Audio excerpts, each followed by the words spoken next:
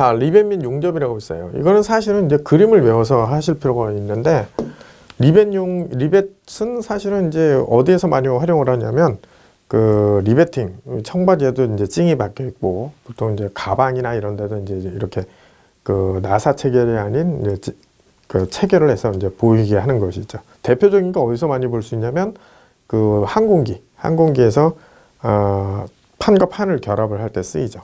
네, 거기에 볼 수 있고, 이제 버스상에서도 이제 우리가 리베팅한 걸 가끔 볼 수가 있는데, 리벳이음은 어쨌든 판재와 판재를 겹쳐서 또는 맞대서 이음을 할 때 쓰는 거죠. 맞대서. 그래서 겹치기음이 있고 맞대기음이 있습니다. 그래서 지금 보시면은 겹치기음, 요것이 이제 겹치기, 겹쳐서 두 개를 겹쳐서 이게 겹치기 한 줄, 겹치기 두 줄, 뭐 지그재그라는 표현이 들어가야 되지만, 그리고 요거는 맞대기. 그러니까 철판이 실질적으로 결합되는 건 요 안쪽에 있는 거죠.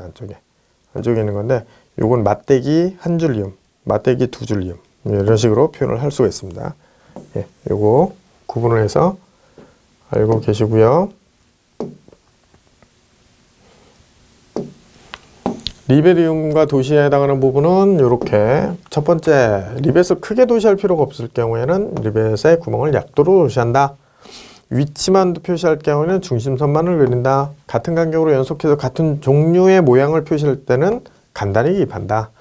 이런 어떤 생략 기법이 들어간다는 거죠. 이런 식으로. 네, 여기도 마찬가지. 아까 나왔던 치수기 방법에서 적용하는 방법하고 같습니다. 생략. 자, 잊지 말아야 할 건, 리벳은 절대 길이 방향으로 절단하지 않습니다. 그리고 단면 도시할 때 요거 잊지 마세요. 이거 지금 단면선인데 각각 다르게 주라는 거죠. 이렇게 한 번에 하지 말고, 이게 틀렸다는 얘기예요. 그래서 틀림이라고 되는 거죠. 단면을 할 때는 파단에서 각각이 파단이 될 수 있도록 하라는 얘기입니다. 자, 여기에서도 리벳에 해당하는 부분을 이렇게 날 때 이런 식으로 표현을 해 주시는 게 맞죠. 그 다음에 얇은 판 떨어지게 하라고 그랬어요. 판재. 그 다음에 표기할 때 현광의 치수기 할 때도 이런 식으로 표기를 해 주시는 거 잊지 마시고요.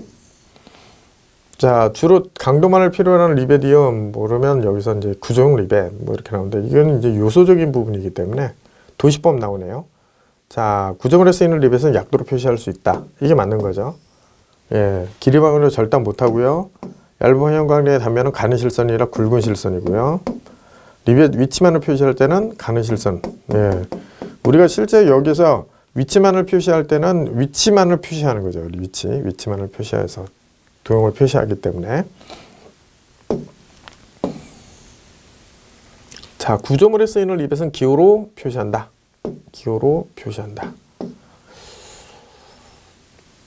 자, 용접부 도시가 있는데, 사실은 용접부는 표시를 해서 기선, 화살표, 그 다음에 꼬리 이렇게 돼요. 그래서 이 부분은 인출선, 우리가 설명선이라는 것이 있는데, 이 설명선에 따라서 달라지죠. 자, 뒤로 가서 한번 보시면,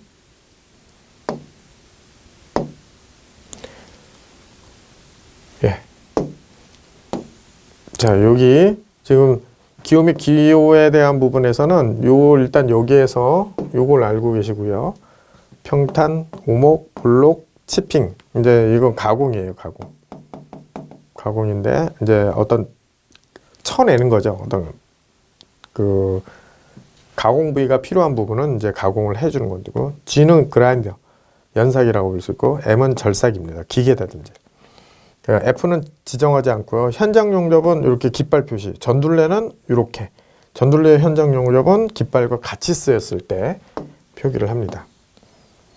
자, 요거에 해당하는 부분은 용접계로 옳은 것은 하고 나오죠. 여기에서 잠깐 한번 보시면은 지금 표기 형태가 지시되어 있는 부분이 나와 있죠. 예, 여기서 점용접을 표시한 겁니다. 스폰 용접을 표시한 건데, 여기에서 1번이 맞죠. 1번 스폰 용접. 네. 사이즈. 그 다음에 점용접 표시. 50 간격이, 피치 간격이 지금 두 개가 있다는 얘기죠. 두 개가 있다는 얘기고. 자, 요것도 이제 설명에 문제에서 많이 나오죠. 지금 지시기호에서 지금 지시기호가 이렇게 갔다고 보면 되죠. 이렇게 했는데 용접기호로 옳은 것은 이죠. 지금 지시되어 있는 부분에 표시되는 거고 필렛 용접입니다. 요거죠. 4번. 그죠? 요거만 맞죠? V홈. 그다음에 요거 위치 평행 위치로 수직 방향으로 이제 되는 거니까 실질적으로 맞는 건 요거죠. 자, 요것도 알고 계시면 좋겠고요. 보면은 정답은 목 길이가 지금 여기인데 지금 여기에서는 그 지정하는 형태에서 목 두께를 3mm로 해서 42mm씩 5번을 필렛 용접할 때 간격을 20mm 유지해라. 이런 뜻이 되는 거죠. 네, 그래서 3번이 지금 틀렸어요. 예, I. 네. 42mm씩 해당하는 그 치수마다 치수 값인데 이렇게 되어 있습니다.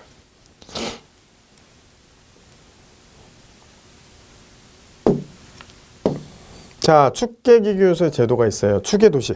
자, 축은 일반적으로 길이 방향으로 단면으로 하지 않습니다. 부분 단면은 가능하다. 이거 상당히 잘 나오는 표현이에요. 잘 나오는 표현. 그러니까 축계기계 요소부터도 상당히 어떤 중요도가 있다고 보시면 돼요. 자, 여기 보시면 축은 중간을 바닥에 짧게 그릴 수 있으며 치수는 실제 길이를 기입한다. 축은 널링 표시는 축의 널링을 한다는 거는 우리가 빗금 처리를 하는 거죠. 축 자체에 이렇게 빗금 처리할 때 일부를 갖다가 도시를 하거든요. 여기에 이제 30도로 그린다는 얘기예요. 30도로 서로 관리하게 그린다. 가는 실선 사용. 축의 못따기 및 평면부 표시에서 치수 기입에 따른다. 축에 단을 주는 부분의 치수와 가공을 위한 센터 도시를 한다. 이런 얘기를 하는 거죠.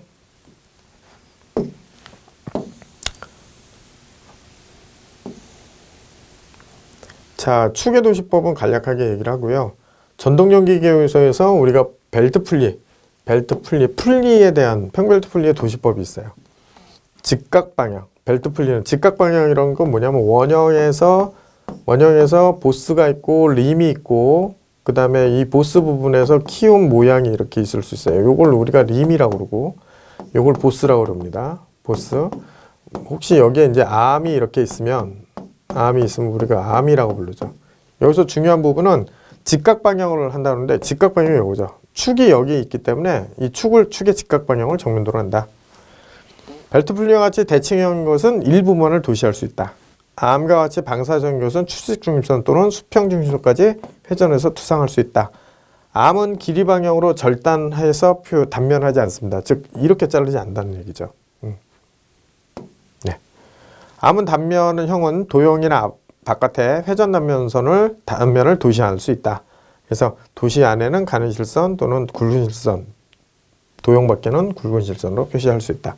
이 내용은 이제 우리가 도형 표시할 때 설명을 드렸던 거예요. 자, 암의 테이퍼 부분에 치수를 기입할 때는 치수보조선이라는 것은 이 암이라는 것이 이렇게 넘어가는 형태에서 이런 식으로 들어갈 수 있거든요. 그러니까 치수 기입을 이렇게 표시할 수 있다는 얘기죠. 이런 식으로 표시할 수 있다는 거죠. 60도 또는 30도. 평벨트 풀리 구조에서 벨트가 직접 따서 하는 것은 림입니다. 림.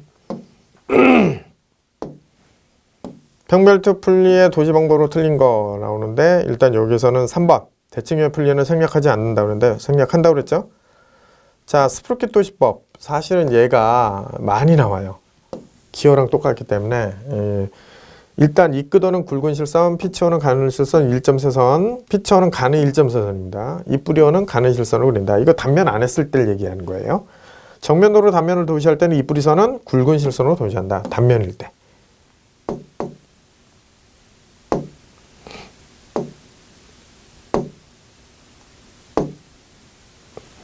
자, 스프로킷 휠 도시 방법 나오죠? 바깥 지름은 굵은 실선. 자, 기어의 도시법으로 사실은 여러분들이 이해를 하셔야 돼요. 기어의 도시법 먼저 이끄도는 굵은 실선, 피치어는 가는 1.4선, 이뿌리어는 가는 실선으로 그린다 라는 거 잊지 마시고요. 정면도로 단면 도시할 때는 이뿌리어는 굵은 실선으로 그린다. 나머지는 같은데 이뿌리어만 바뀌는 거예요. 이뿌리어는 생략해도 되며 라는 거고 베벨 기어 및 웜휠에는 측면도에서 원칙적으로 생략한다. 보통 측면도를 얘기해요. 측면도. 우리가 그림상으로는 뭐 예를 들어서 측면도상에서 이끄던 피치원에 해당하는 선, 그 다음에 가는 실선 이렇게 들어가거든요. 그러니까 이것을 이끄던이라고 볼 수 있고, 그 다음에 피치원이고, 그 다음에 이것을 이뿌리원이라고 얘기할 수 있어요. 결국은 이뿌리원에 해당하는 부분은 생략할 수 있다는 얘기죠. 생략. 이것을 생략할 수 있다는 얘기죠. 가능.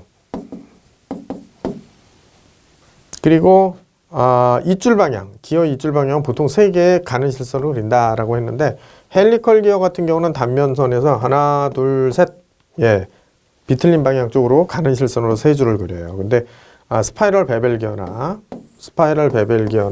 그 다음에 하이포드 기어 같은 경우는 한 줄의 굵은 실선을 하나 그리는 거예요. 이줄 방향입니다. 내접 헬리컬 기어도 마찬가지 이줄 방향 3개로 가는 실선 그린다 그런 거죠. 이렇게. 근데 이제 단면을 했을 때는 좀 달라요, 상황이. 조금 아까 그릴 때는 이제 단면을 안 했을 때고, 단면을 하시게 되면 단면에 해당하는 부분은 예를 들어서 단면이 돼 있다. 그러면 2점 세선으로 이렇게 표기하라는 거죠. 그 얘기예요. 이런 식으로 표기하라는 겁니다. 2점 세선으로. 일단 30도로 표기하는 거 잊지 마세요. 이거 무조건 30도로 표기하고, 치수 깁상에서는 정확한 각도 값을 지정을 해 주셔야 합니다. 여기 예시가 다 나오죠. 예시가 나오는데, 지금 요거 가는 실선 3개죠. 비틀린 방향 쪽으로 가는 거고요. 요게 2점 세선이에요. 2점 세선. 여기가 1점 세선처럼 보이는데, 이렇게 그리고 여기서는 굵은 실선 물려 있을 때는 이렇게. 물려 있을 때 여기 표기가 안 되는데, 여기가 가는 파선으로 돼 있어야 돼요. 물려 있는 상태니까. 그리고 이렇게 측면에서는 어쨌든 똑같이 선을 그려주면 되고요. 여기 나왔네요. 물려 있는 상태. 여기에 하나는 파선으로 돼 있죠. 숨은 선. 하나는 굵은 실선. 물려 있을 때. 여기가 조금 애매하게 그려졌는데, 조금, 좀 크게 그리긴 그려졌구나. 요거. 나머지는 요 내용에 대해서는 여러분들이 좀 풀면서 이해를 하셔야 돼요. 이해를 하셔야 됩니다. 자, 그 다음에 스프링 제도법이 있어요. 스프링은 원칙적으로 무하중 상태로 그린다. 자, 스프링. 우리가 지금 뭘 그리고 있냐면 요소 제도에서 그리고 있거든요. 요소 제도. 스프링은 원칙적으로 무하중입니다. 무하중 상태로 그린다. 만약에 하중이 걸렸다. 그러면 그때 치수와 하중을 기입하셔야 됩니다. 그 다음에 높이와 또는 처짐 관계를 표시할 경우에는 선도로 표시할 수 있어요. 그리고 직선. 표시할 수 없는 때는 직선으로 그냥 표기하시면 되는 거고, 보통은 이제 오른쪽 감기로 되어 있거든요. 왼쪽 감는 경우에는 감기 방향 왼쪽이라고 표기를 해야 되고요. 만약에 치수상에 표기하기 힘든 상황은 이 옆에 다 몰아놨습니다. 코일 스프링은 중간을 생략해서 표시할 수 있는데, 생략 부분은 가는 2점 세선. 생략되는 부분 1점 세선입니다. 1점 세선. 2점 세선도 되고요. 왜냐하면 표기할 때 이런 식으로 하거든요. 이런 식으로. 원래는 직선상으로 되어 있지만 이것이 연장됐을 때 2점 세선이고요. 중심선, 소선에 대한 중심선은 1점 세선이에요. 그러니까 이게 혼용된다고 봐야죠. 코일 전체에 대한 거는 1점 세선이고, 그래서 실질적으로 나타나는 선분의 형태는 1점 세선과 2점 세선을 혼용한 형태로 표기한다라고 해야 되지만 1점 세선으로 나와도 맞습니다.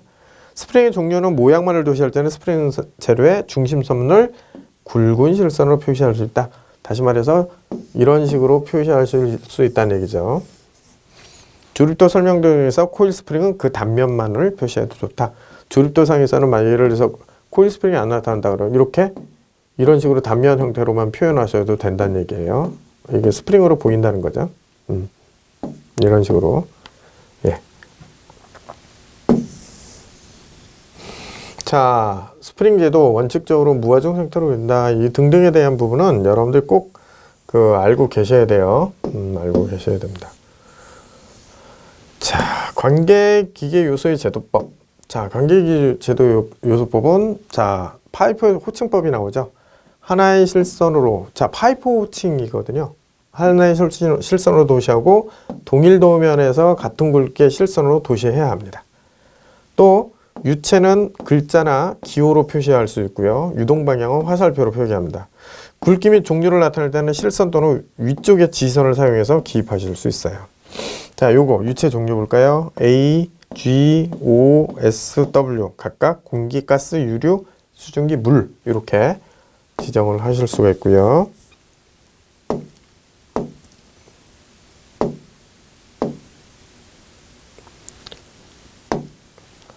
자, 여기 지금 예시가 나오죠? 예시가 나오죠? 40 SPPS 35 이런 식으로 스케줄 넘버가 나와 있고 그 다음에 강의 재료에 대한 부분이 나와 있습니다. 자, 이거 W하고 헷갈리지 말고 계기 일반은 아무것도 표시 안 됐고요. 압력계는 P, 온도계는 T. 유량계가 있어요. 유량계는 F입니다. 예를 들어서 요거는 유량계라고 볼 수 있어요. 간의 접속 및 접속 구분을 나오는데 요 부분도 예를 들어서 요 가끔가다 나오는 부분인데 접속은 점이 찍힙니다. 이렇게 분기하고 있을 때 접속하지 않고 교체할 때는 그냥 넘어가거나 뭐 지나가고 있는 형태면 이거고 이것이 보는 방향에서 파이프가 오고 있고요. 이건 내려가고 있는 거고 요거는 내려가고 내려가고 구부러져서 나가는 걸로 접속하는 부분을 표현한 거죠. 파이프 호칭법은 일단 파이프의 크기, 우리가 흔히 얘기해서 호칭지름을 표기하시면 돼요. 주철 관관지름은 안지름 잊지 마세요. 구리관 황동관은 바깥지름으로 한다. 그래서 스케줄 넘버라고 그래요. 요거 압력 배관용 관관을 만약에 표기한 거면 A52면 안지름을 얘기하는 거죠. 안지름. 그 다음에 이음매가 없는 구리관은 바깥지름 14 뭐 이런 식으로 얘기한 거고 안에 해당하는 부분 재질 표기하고 하는 거를 알고 계시면 되겠어요. 배관도 및 밸브의 도시법에 해당하는 부분은 배관도 같은 경우는 사실 여러분들이 보시기에 단선 표시법을 합니다. 단선 표시법을 하고 한 개의 굵은 실선으로 표시하고 지름을 부기한다. 이렇게 나와 있죠. 복선 표시법은 보통 제도법으로 해요. 근데 비례척으로 합니다. 잊지 마세요. 복선 표시법. 일단 여기에서 밸브 일반에 대해서는 여기에 선이 하나 그려져 있죠. 플랜지음이라고 합니다. 여기 다 막혀 있는 거 플랜지음이라고 그러고 나사이음은 이렇게. 플랜지음 같은 경우는 일반적으로 이렇게 배관이 와서 배관이 빠져나갈 때 이런 식으로 플랜지 형태가 연결되는 거죠. 이런 식으로. 이게 이제 플랜지음이라고 그러죠. 나사이음은 그냥 나사로 체결된 거고요. 여기서는 좀 구분을 해서 여러분들이 알고 있을 거. 보통 이제 플랜지음의 밸브 일반, 체크 밸브, 이런 거, 체크 밸브, 게이트 밸브, 안전 밸브, 글로브 밸브, 이런 식으로 구분을 하셔야 돼요. 스루스 밸브 같은 경우는 조금 이게 게이트 밸브, 요 상태로만 좀 알고 계시면 되겠군요. 앵글 밸브 정도. 자, 여기서 배관의 이음 표시에서는 뭐 나사이음, 플랜지음, 유니언이음, 용접이음, 턱걸이음, 납땜이음, 여기에 있다라는 걸 기억하시면 되겠습니다. 예시로 본 걸 볼까요? 여기 보시면은 관의 이음 기호 중 플랜지음은 2번이죠. 여기서는 배관기에서 온도계 표시 T죠. 배관 설비 도면에서 유니온. 요게 이제 개통도입니다. 단선도시도법. 그래서 여기에서는 1번은 이제 게이트, 우리가 글로브 밸브라고 볼 수 있고, 체크 밸브, 3번이 유니온이죠. 4번이 이제 우리가 엘보. 그래서 이런 정도는 알고 계셔야 되고, 여기서도 마찬가지 단선도시법이죠. 이런 식으로 표기한다는 거죠. 보통은. 이게 이런 거 같은 경우는 단선도시법으로 나타나기 때문에, 비례적으로 그리지는 않습니다. 그리고 여기 이제 등각배관도라고 볼 수 있죠. 입체도 형태로 표기할 수 있는. 치수 요령은 일단 단선, 설치가 중요한 장치에선 단선도시법이 아니라 복선도시법을 합니다. 이 비례적으로 해야 된다는 거죠. 중요한 건 표시를 잘해야 되니까. 그래서 여기서는 3번이 틀렸고요. 배관도에서 관의 끝부분에 용접의 캡을 이용한 거, 요거죠. 그래서 보통 보면 2번이 나사 캡, 용접 캡이 이거고요. 플랜지 캡이 두 줄 막은 거고요. 요것도 가끔가다 나와서 여러분들이 좀 봐두셔야 됩니다. 단어별 예성 문제를 잠깐 볼까요? 앞에서 많이 못 풀었으니까 도면에 반드시 마련해야 되는 사항은 이제 우리가 반드시 마련을 해야 될 거는 알고 있죠. 윤곽선 표제는 중심 마크. 자, 도면에서 다른 도면과 구별하고 도면 내용을 직접 보지 않고 제품의 종류 및 형식 등의 도면 내용을 알 수 있도록 하기 위해서 기입하는 거. 예, 이거는 우리가 도면 번호라고 그랬어요. 예, 다른 거를 한번 볼까요? 예, 넘어가서요.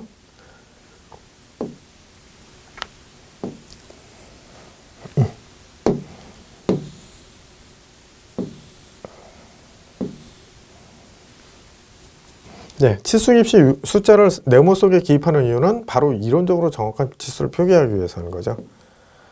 보면 가장 정밀도가 높은 측정으로 측정이 완료된 치수값을 우리가 이론적으로 정확한 값이라고 말씀드렸어요. 자, 그 다음에 치수 보조기호에 대한 거 알고 계시고요. SS330은 최저 인장 강도. 최고가 아닙니다. 최저입니다. 요것도 여러분들 알고 계시죠? 제품 표면 거치를 나타내는 방법이 아닌 거. 평균 거칠기는 없어요.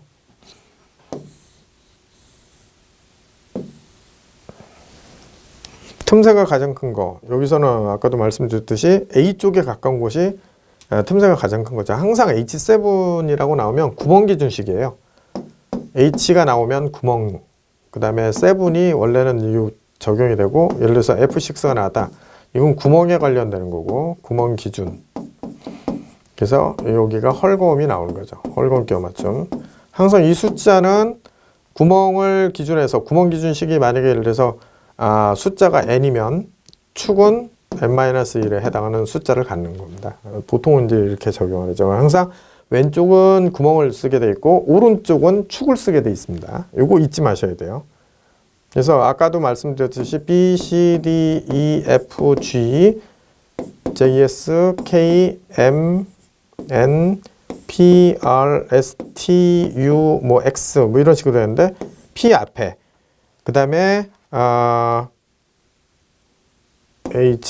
H까지 포함돼서 여기가 헐거움이고 중간이고 억지가 되는 거예요. 이거 꼭 잊지 마세요.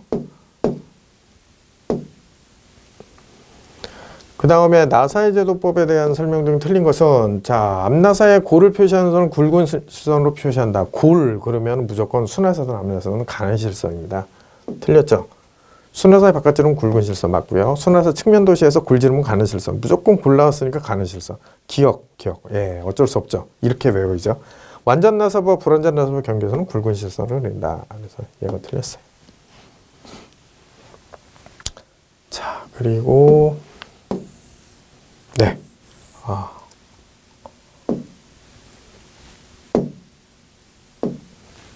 네. 이렇게 우리가 제도법에 대해서 이제 설명을 드렸는데요. 일단 공부하실 때는 외워야 될 것과 외우지 않고 이해해야 될 것을 좀 구분하실 필요가 있어요. 그래서 외워야 될 것은 확실히 외워서 진행을 할 수 있도록 하시면 되겠습니다. 이상으로 기계제도를 마치겠습니다. 감사합니다.